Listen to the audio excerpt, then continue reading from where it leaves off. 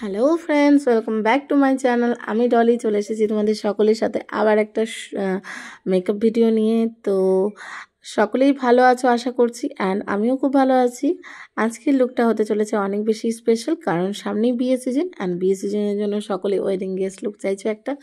আর যার জন্য sweet simple elegant একটা লুক সকলেরই চয়েস। তো চলো আজকের লুকটা দেখে নেওয়া যাক। তোমরা অবশ্যই দেখে নাও ফুল ভিডিওটা, আর দেখে জানিও কেমন লাগছে লুকটা। ভালো লাগলে অবশ্যই রিক্রিয়েট করতে পারো। তো চলো স্টার্ট করা যাক। প্রথমে দেখো, আমি ফেসটাকে ক্লিন করে সিটিএমটা করে নিয়েছিলাম। তো তারপরে আমি এখানে একটা মিস্ট জাস্ট ইউজ করে নিয়েছি। তো কিছুক্ষণ আগে সিটিএমটা করা ছিল, যার জন্য আমি শুধুমাত্র মিস্ট ইউজ করেই ফেস মেকআপে বসে যাব। এখানে কালার বারে একটা মিস্ট ইউজ করেছি, এটা খুব ভালো শীতের জন্য, খুব ভালো একটা হাইড্রেটিং মিস্ট। অ্যান্ড এটা দিলে তোমাদের স্কিনটা অনেক বেশি হাইড্রেশন প্রোভাইড করে। শীতের জন্য সমস্ত প্রোডাক্টগুলো হাইড্রেটিং হওয়া কিন্তু খুব জরুরি, তোমরা সকলেই জানো। তো চলো দেখো, নেক্সট স্টেপে আমি একটা প্রাইমার ইউজ করব। অ্যান্ড এটাও একটা হাইড্রেটিং প্রাইমার, এটা কালার বারে হাইড্রেটিং প্রাইমার। এটাও খুব খুব ভালো একটা হাইড্রেটিং প্রাইমার। যা শীতে যারা সকলেরই স্কিন একটু ড্রাই হয়ে যায়, তো তারা অবশ্যই সিরাম টিরাম ইউজ করে নিও সিটিএমের সময়। অ্যান্ড তারপরে একটা hydrating primer, hydrating mist and hydrating foundation, সমস্ত কিছু হাইড্রেটিং। মনে রাখবে, প্রোডাক্টের আগে জাস্ট হাইড্রেটিং লেখাটা থাকলেই সেই প্রোডাক্টটা শীতের জন্য একদম একদম কার্যকর। ওর থেকে ভালো প্রোডাক্ট হবেই না। তো দেখো, চোখের নিচে বরাবর অ্যান্ড চোখের উপর বরাবর রাত জেগে জেগে আমার অনেক কালো ঘেরা হয়ে গেছে। তো সেটাকে আমি এখন ঠিক করে নেব। তো আমি এখানে একটা প্যালেট নিয়ে নিয়েছি, এটা ছিল ফরএভার 52 এর প্যালেট। তো তোমরা সকলেই জানো এই প্যালেটটার বিষয়ে, নতুন করে আর কিছু বলার নেই, এতটাই ভাইরাল প্রোডাক্ট।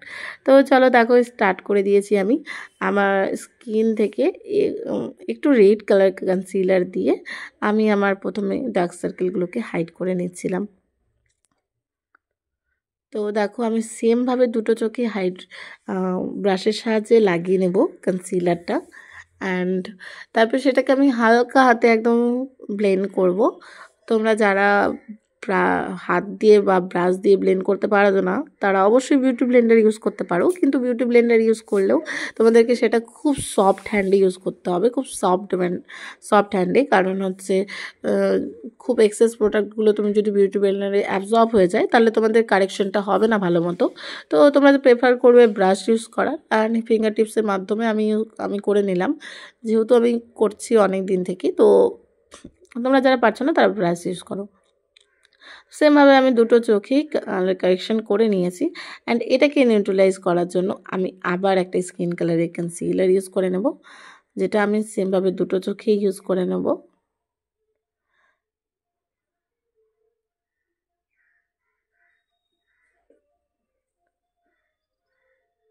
তো দেখো, আমি সেম ব্রাশের সাহায্যে দুটো চোখে কালার কারেকশনটা করে নিচ্ছি।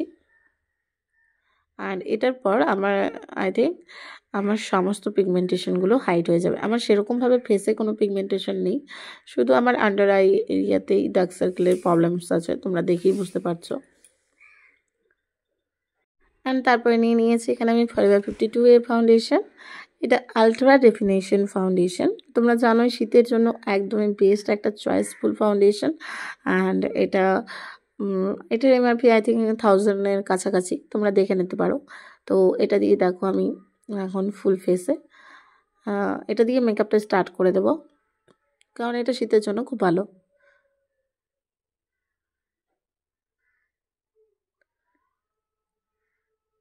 তো দেখো, আমি ফিঙ্গার টিপসের মাধ্যমে ফুল ফেসে লাগিয়ে নিচ্ছি। এটা বিল্ডেবল কাভারেজ প্রোভাইড করে তোমাদেরকে। তোমরা চাইলে এটার সাথে কোনো একটা ম্যাট ফাউন্ডেশন ইউজ করে নিতে পারো, যার জন্য তোমাদের বেসটা কিন্তু অনেকটা, যাদের পিগমেন্টেশন আছে তাদের ক্ষেত্রে বলছি, তাহলে তোমাদের বেসটা অনেকটা স্ট্রং হবে। আর তারপরে সেম কনসিলার প্যালেট থেকে আমি নিয়ে নিচ্ছি হাইলাইটার কনসিলার, অ্যান্ড হাইলাইট করে নিচ্ছি। এরপরে কন্ট্রোলও করে নেব। আর আমি আজকে প্রোডাক্টগুলো ফিঙ্গারের সাহায্যে ইউজ করে নিয়েছি, কারণ আমার আর ব্রাশ বের করতে ইচ্ছে করছিল না। তো খুব অলসতার জন্য আমি আজকে এই কাজগুলো করেছি। তো তোমরা যারা পারছো না তারা অবশ্যই ব্রাশ দিয়ে করে নেবে। দেখো, আমি কন্ট্রোল এরিয়াগুলোতেও কন্ট্রোল করে নিচ্ছি।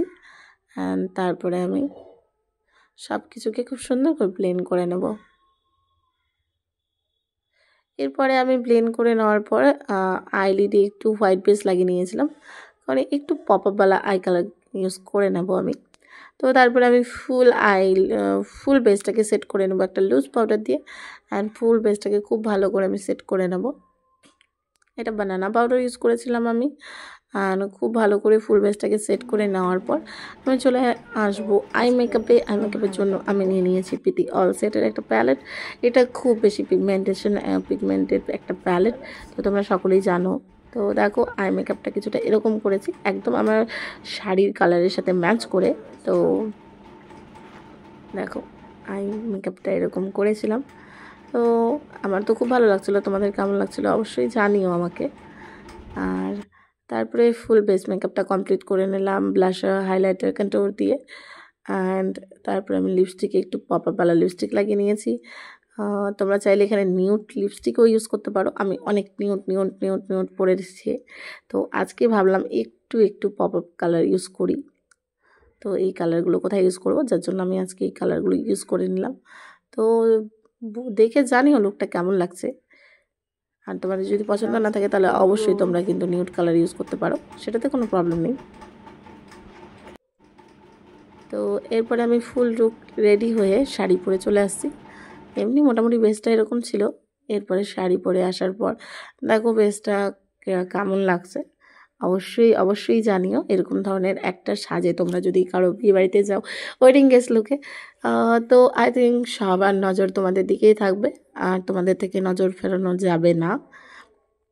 তো তোমরা যারা চাইছো এরকম লুক ক্রিয়েট করতে, তারা অবশ্যই ভিডিওটা খুব ভালো করে একবার দেখে নাও, দেখে নিয়ে ক্রিয়েট করে নাও। আর যারা আই মেকআপের ভিডিও চাইছো তারাও আমাকে পিন করো। তো সকলেই অবশ্যই জানিও লুকটা কেমন লেগেছে, যদি ভালো লেগে তাহলে রিক্রিয়েট করতেই পারো। যে কোনো ওয়েডিং গেস্ট লুকের ক্ষেত্রে একদমই পারফেক্ট একটা লুক। তো আজকের জন্য এখানেই শেষ। সকলে ভালো থেকো, সুস্থ থেকো, আর বিয়েবাড়িতে খুব সুন্দর লুক ক্রিয়েট করো।